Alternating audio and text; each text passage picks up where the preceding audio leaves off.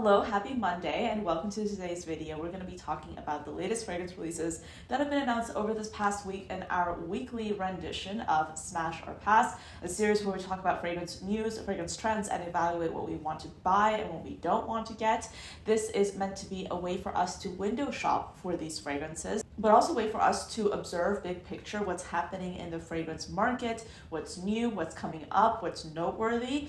So with that being said, if this is your first time watching this channel, hello, my name is Anya. I absolutely love fragrances, clearly, and I talk about them here every single Monday, Wednesday, and Friday, along with a ton of bonus content in between. I also have a TikTok and Instagram where you can catch up with me under the username ANECHKAFRAGRANCES, and I do have a podcast. It's called The Fragrance Report. It focuses mainly on fragrance and beauty history, and it's available on Spotify and on YouTube every Wednesday.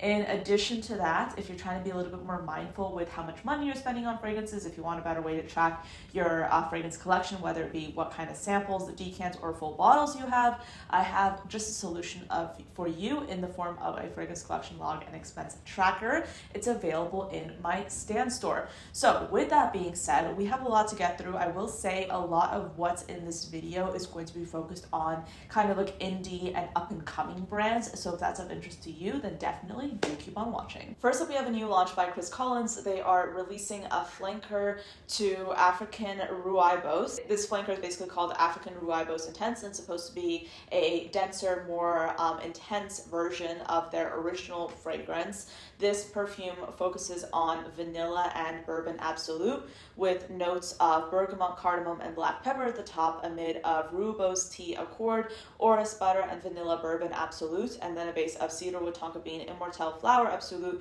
and ambroxan overdose. I love how this fragrance really juxtaposes and plays around with ambroxan alongside the tea and the vanilla notes. This definitely is a fragrance that I would like to try and have my eye on. I don't think that I've tried the original African Rooibos fragrance. I might have, but I might have just forgotten about it. But basically, Chris Collins in general is a brand that is known for putting out fragrances that are truly extraordinary and truly beautiful. I actually did see Chris Collins at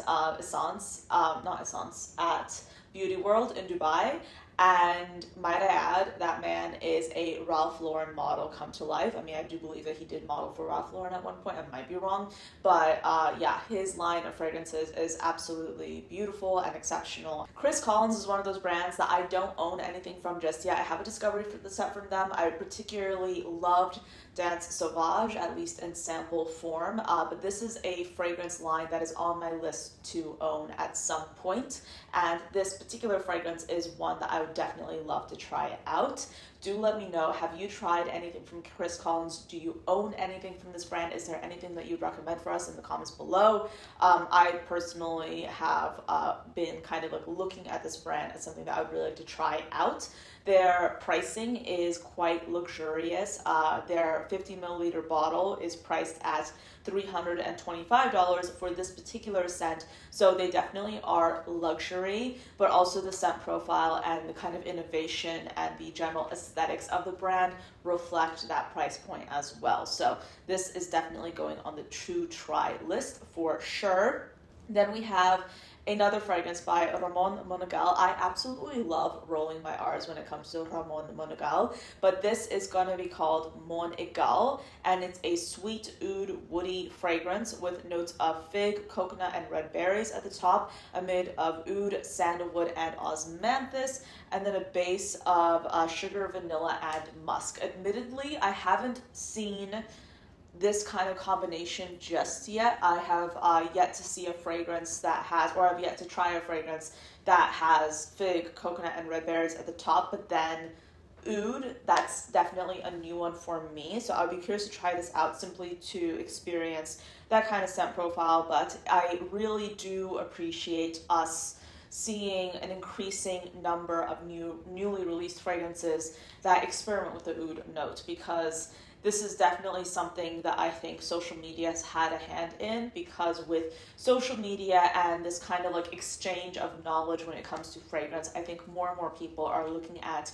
oud as something that's not necessarily as unapproachable as it was before. And I personally think that oud is one of those underrepresented fragrance notes in the West, in that it's something that can be so palatable for a lot of people. But I think there has been this kind of stereotype, or rather a hesitancy to wear ouds in the past, and I like to see more kind of Western fragrance brands use oud in different ways. And in this case, you have it with some really popular fragrance notes like fig and coconut. So I feel like this would be kind of like a fruity oud fragrance worth trying. The osmanthus in there definitely is, in my opinion, going to be something that bolsters that fruity aspect with the red berries and fig. Osmanthus is a floral that really is often paired with fruity fragrances to bolster that fruitiness and add a bit of juiciness to those notes. So Ramon Monegal in general, another brand that really does fruity fragrances quite well. Flamenco, I believe, is another fragrance by them that I really do like. I don't own anything from them just yet, but I've sampled several of their fragrances. We do have another fig fragrance, this time by Tom Ford. They are launching a fragrance called Figue Erotique, another Tom Ford perfume that kind of Tom Ford fragrance that capitalizes off of sensuality when it comes to their marketing. And basically this fragrance will have codata fig and salt at the top, a mid of muscovado sugar and ylang ylang, and then a base of vetiver and patchouli. So let me do a quick search on codata fig. So basically it's supposed to be a honeyed fig that's a yellow-green skin fig with an amber flesh, and it's supposed to essentially be like a light-colored fig. Interesting. Okay. So I'll be sampling this. I'll be trying it out. I'll let you know what I think. I particularly love the inclusion of salt in here. I think that makes it a little bit more unique and interesting, because with that sugary scent profile with the fig, it could easily be like a very kind of dark molasses honeyed fragrance, but I feel like the salt in there would add a welcome bit of diversity to it. But with a bunch of Tom Ford fragrances, I say this about Tom Ford all the time, and I feel like a lot of people may not agree with this, but this is my opinion. I think Tom Ford tends to really overprice their fragrances for what they are. 30 milliliters for $279, 50 milliliters for $456, and then they have a 250 milliliter bottle for over $1,000. People are going to keep on buying Tom Ford. Tom Ford is one of those brands that's never going to quite go away in terms of relevancy, but as a consumer, I personally have never really looked at Tom Ford as a fragrance brand that I would go out of my way to buy, because I feel like their fragrances to me don't inspire luxury. They inspire something that seems a bit designer, therefore not deserving of that higher price tag. There are plenty of fragrances out there that I would pay like $200 to $300 for, and I think I've communicated this before, but that for me personally is kind of my limit. Like, that's my sweet spot. I'm not going to pay at this stage of my life more than $250, $300 for a fragrance. But if I'm paying that price, it better be a fragrance that's really special and unique and interesting. And it has to be a fragrance that inspires luxury for me. And that's what I focus on when it comes to adding fragrances to my collection or talking about fragrances. It has to really make me feel a certain way when I spray it on. It has to make me feel like it's worth buying. And sometimes I'll make exceptions. For example, if a fragrance brand is rather niche, under the radar, people don't know about it as much, then yes, like that's could be an incentive to pay a little bit more, because you have that level of exclusivity. But the thing with Tom Ford is everybody and their mother knows about this fragrance or knows about this line, so therefore that sense of exclusivity is diluted. And then you also have the fact, I will literally, people, I feel like I can read the comments right now. The cap is plastic. The cap is plastic. The bottle design is very plasticky in my personal opinion. A lot of people have disagreed with me. Guys, the cap is plastic. I'm not going to pay that much for a plastic cap. I'm just not. Like, unless it's like a heavier material that doesn't seem like plasticky, I'm not going to do it. So I will try this. I'll try this and I'll let you know how it is in terms of scent, but I can definitely say this is not going to be something I'm going to go out of my way to actually purchase. And that is my own prerogative. That's my own right. So then we have some new fragrances by Coquillete Parfam. So Coquillete is an artistic perfumery brand, and they have 3 fragrances: Portrait of a Witch, Sola Amber, and Underdog. So Coquillete in general previously, they have focused very much on releasing fragrances that are a little bit more gourmand leaning. This is the fact that they're launching fragrances that don't explicitly like feature kind of a gourmand profile like as explicitly is a departure from them, in my personal opinion. But these fragrances in my mind are kind of like, I'll go into the notes in just a minute, but these fragrances in my mind, they're kind of like playing around with gourmand notes, but they're not like overtly gourmand. So there is some diversity and some nuance. So Portrait of a Witch is dedicated to Vali Myers, the Witch of Positano, and she is a woman that who walked suspended between art and magic, between the blinding light of the coast and the secret shadows of her spirit. She was a dancer, painter, muse, and rebellious witch who had the sea in her eyes and the night in her hair, and Positano welcomed her as a refuge, and she transformed that refuge into a realm of freedom made of colors, symbols, and enchantments. And this fragrance is meant to be an olfactory talisman.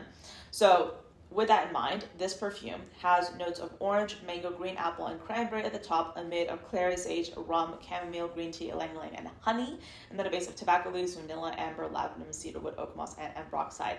Then we have Underdog. So this is inspired by rebellion and hope, melancholy, and strength.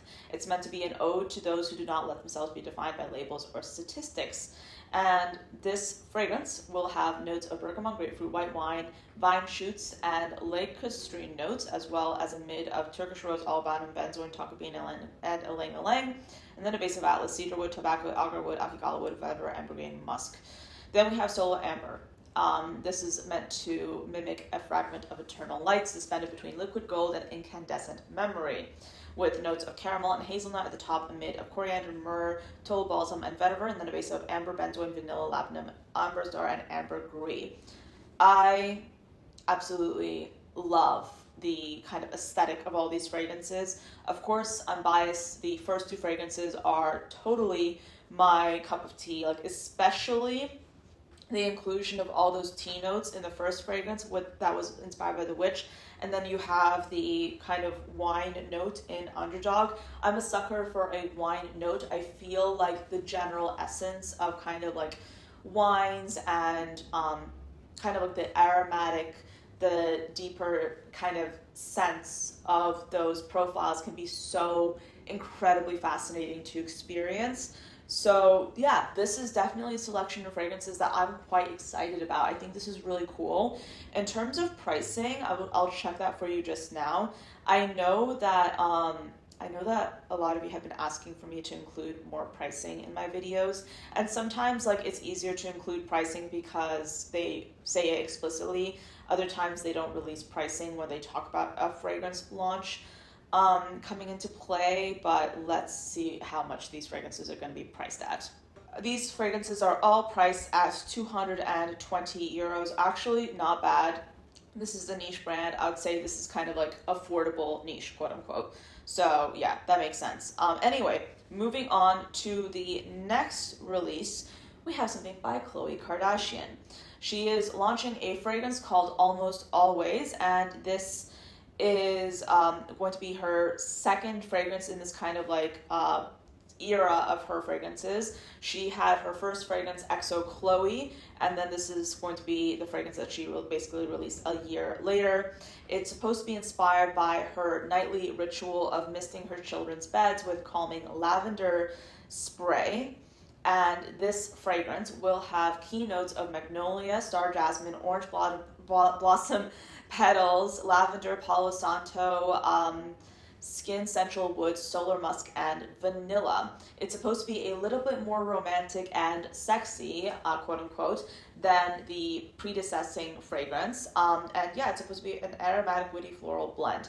Objectively, this sounds rather nice.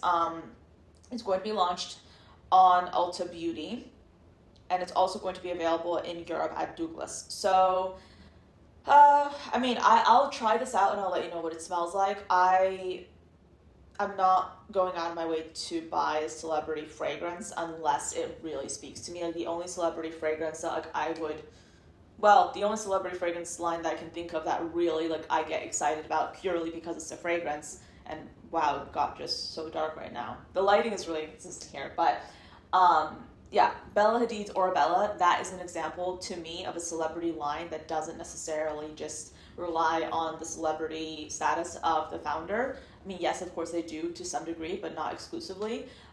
This sounds like an interesting and approachable and beautiful fragrance. I have no doubt that this will be a very easy fragrance to sell, to give for the holiday season, but it's not necessarily going to be a perfume that I will go out of my way to actually purchase. I don't need this. Then we have another kind of gourmand-leaning fragrance. This is going to be by the brand Air and Weather, and it's called Paris 5 a.m. It's inspired by the idea of a train ride taken from Le Havre into Paris, and it's supposed to be kind of featuring the quintessential Parisian breakfast, the idea of having an almond croissant. So this fragrance, with that in mind, will have notes of butter accord, flaky pastry at the top, made of almonds, tonka, and immortelle, and then a base of amber, resins, and vanilla. I love this. I think this whole kind of aesthetic or this whole idea sounds absolutely lovely. So the fragrance itself retails for $92 for a 1 ounce size. I think that's fair. I think this seems like definitely like a new brand.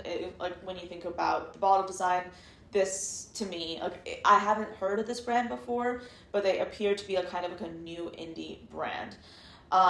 So yeah, definitely. I think that an almond croissant is like one of my favorite scents in the entire world. It's one of my favorite desserts to have. Like it's always something that I personally go for. I love the kind of like that marzipan accord that you get with like an almond croissant scent profile. So this is definitely something I'll be interested in trying out. I don't know. Well, this brand was launched in 2023, so they're not brand new, but they're definitely like, I would say like indie niche. I don't know if I'd go out of my way to like absolutely buy this because I'm partial to Chemin d'Amande from Une Nuit Nomade, which for me kind of like fills that almond croissant gap in my collections. But if I didn't already have that fragrance, I would definitely be interested in trying this out. But let me know, have you tried anything from this brand? They do seem rather intriguing. We then have some other fragrances by previously known as Sourcey Apothecary. They're now known as Sourcey. I wanted to talk about these fragrances because I saw them pop up on my feed. They were originally launched for the fall time, but they just got released on Fragrantica, which is how like I saw them initially. So we have 3 fragrances: Vampire Husband, Vampire Wife, and Ephemera. So let's break these down. Vampire Husband is supposed to be a mineralic metallic fragrance with notes of cigarettes, blood, petrichor, tobacco, dirt, oud, dark patchouli, absinthe, oak moss, vetiver, cloves, and black amber. Then we have Vampire Wife. This fragrance is going to be a powdery anise scent with star anise, skin musk, oak moss, powdery notes, Peru balsam, heliotrope, blood orange, tonka bean, and cake. Then we have Ephemera, which is going to be a musky sweet powdery fragrance with notes of cashmere, pumpkin, paper, acorn, musk, brown sugar, vanilla, milk, and soil. So what I've always liked about Sourcey, they rebranded like a while ago, but I first found out about the brand when they were known as Sourcey Apothecary. What I really like about this line is that they tend to experiment a lot with gourmand notes, and I have tried several of their fragrances and I really, really loved them. I had like a sample kit back in the day, like this, I think I bought it like 2 years ago, and I fell in love with so many of their fragrances. Specifically, there was like a melon fragrance that I absolutely loved. Like I need to actually go back and like buy it because it sounds like it smelled really beautiful. It was a very realistic melon accord, which is hard to find. But yeah, all these fragrances sound lovely. I know that a lot of you might be balking at this, but I looked at Vampire Husband and I was just drawn to that. There's something about mineralic and metallic notes that have been calling my name recently I just, like, that's like what I'm into right now, like mineralic, metallic notes. And sometimes I will say blood can be a little bit of like a tricky note in perfumes because sometimes it can be a little bit too earthy for me. But from my, albeit limited experience with fragrances containing that note, I mean, obviously it's a fantasy note, okay, let's be honest, but with fragrances mimicking that smell, I'm okay with that note so long as it focuses more on the metallic aspects and less on the dirty, not dirty, earthiness of that note. Because sometimes when that note is earthy, don't like it as much. When it's mineralic, I like it a little bit more. The only kind of caveat that I have with this is potentially the cigarette note. I don't know. I feel like that could easily go a little bit too far to make people think that you smoke, which is totally fine if you smoke, but I personally don't smoke, so I don't know if I want people to think I do. But yeah, a lot to think about with this kind of release. I think that I find it really inspiring when I see brands kind of grow and push boundaries when it comes to fragrances. Because, I mean, at the end of the day, there are so many releases coming out all the time. Sometimes it's inspiring and enticing to kind of experience fragrance notes and scent profiles that you wouldn't have been able to find in the mainstream, and that's the value that indie fragrance brands bring to the table, in my personal opinion. All right, so those are all the fragrances we have to talk about today. Definitely let me know what stood out to you in the comments below. I'm really curious to hear your thoughts on a lot of these new releases. And with that being said, thank you for watching till the end, and I'll see you next time. Bye.